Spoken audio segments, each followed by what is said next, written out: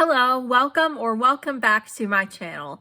I'm Christina Worcester, and in this video I will be recapping all of the books I read in October 2025.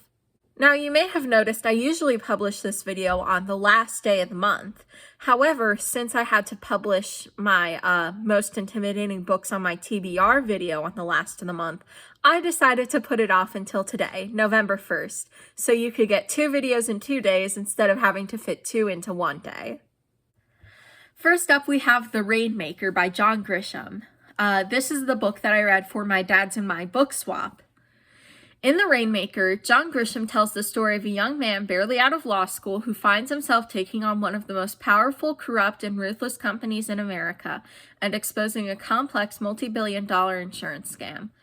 In his final semester of law school, Rudy Baylor is required to provide free legal advice to a group of senior citizens, and it is there that he meets his first clients, Dot and Buddy Black.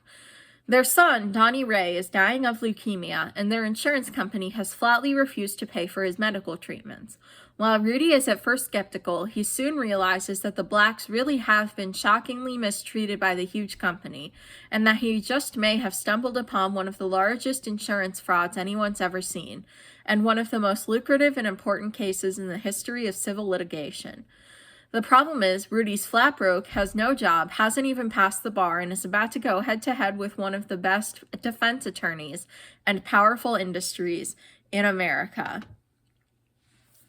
This book was alright, kind of dated. It was published in 1995, which is 30 years ago. I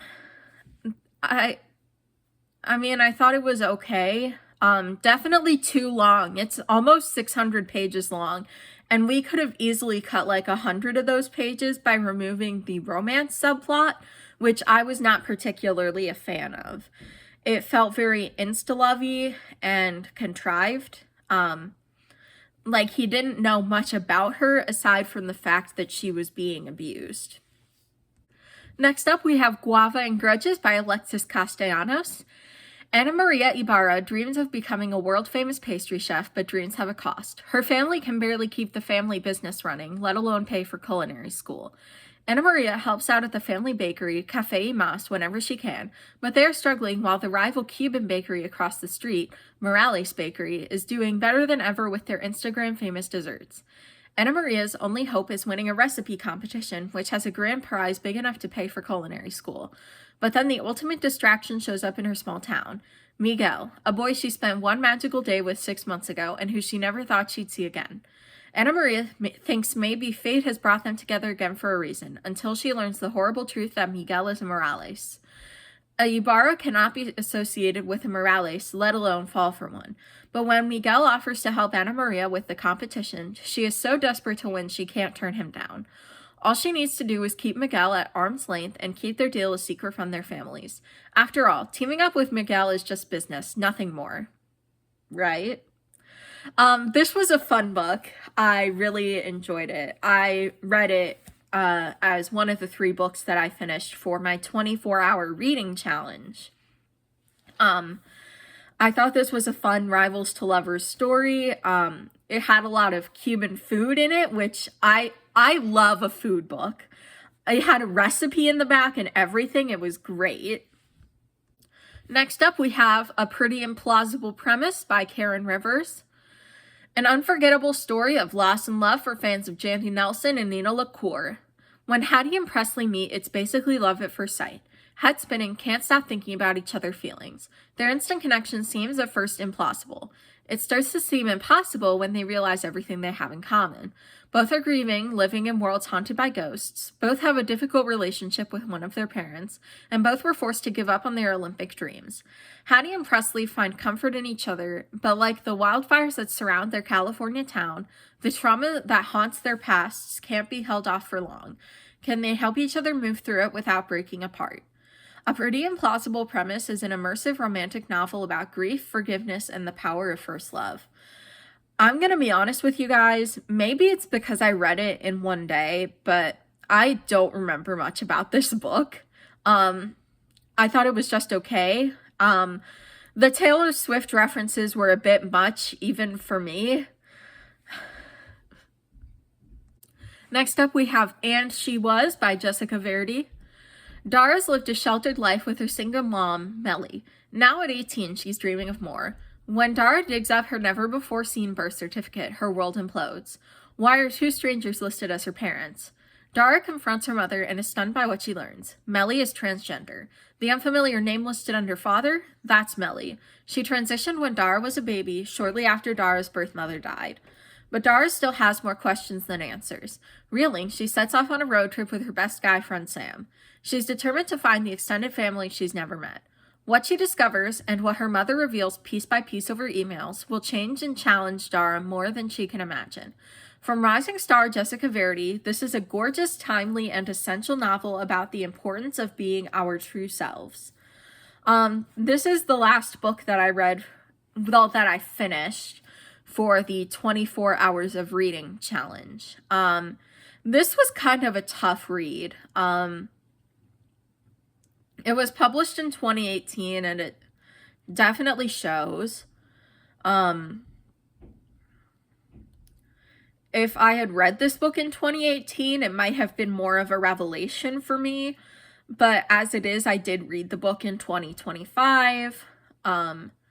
If you have more than a base level understanding of how being transgender works, I would not recommend this book for you. Because it's very Trans Issues 101.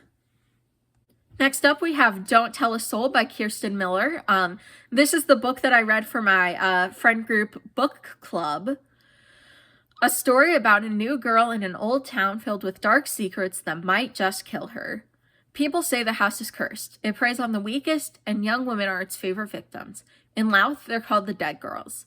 All Bram wanted was to disappear, from her old life, her family's past, and from the scandal that continues to haunt her. The only place left to go is Louth, the tiny town on the Hudson River where her uncle James has been renovating an old mansion. But James is haunted by his own ghosts. Months earlier, his beloved wife died in a fire that people say was set by her daughter.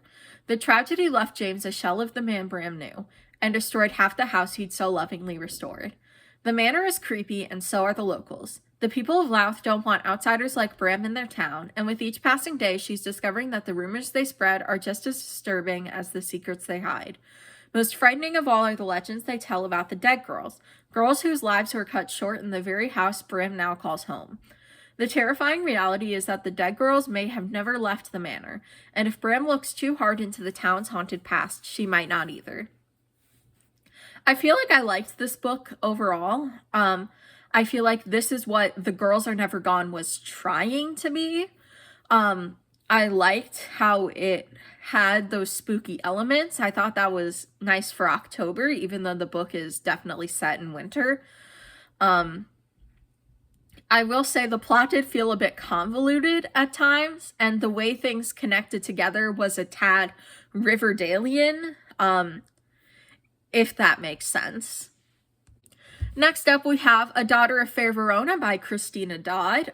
This is book 1 in the Daughter of Montague series, and this book was recommended to me by Veronica McDowell for my book swap series. Once upon a time, a young couple met and fell in love. You probably know that story and how it ended. Hint, badly. Only here's the thing, that's not how it ended at all. Romeo and Juliet are alive and well and the parents of 7 kids. I'm the oldest, with the emphasis on old, a certified spinster at 20, and happy to stay that way.